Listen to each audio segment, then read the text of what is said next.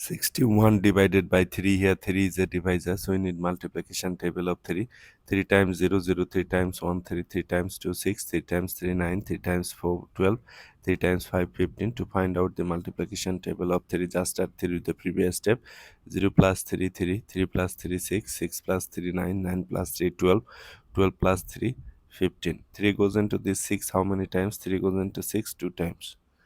2 times 3 6, subtract 0, bring down this one.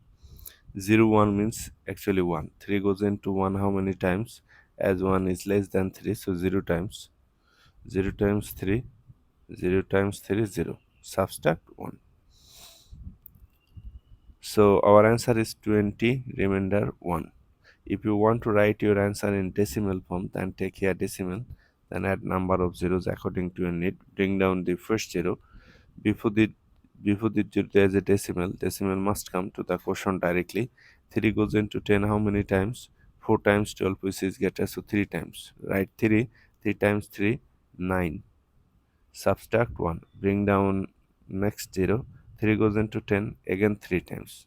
3 times 3, 9. Subtract 1, bring down another 0. 3 goes into 10, again 3 times. 3 times 3, 9, subtract 1. You can continue this process, but I can place here 3 dot. Since I have gotten 3 places after decimal, I can place 3 dot here. So 20.333 dot dot dot is our answer. We can write our answer in another way. In that case, just add a bar over 3. So 20.3 bar is our answer.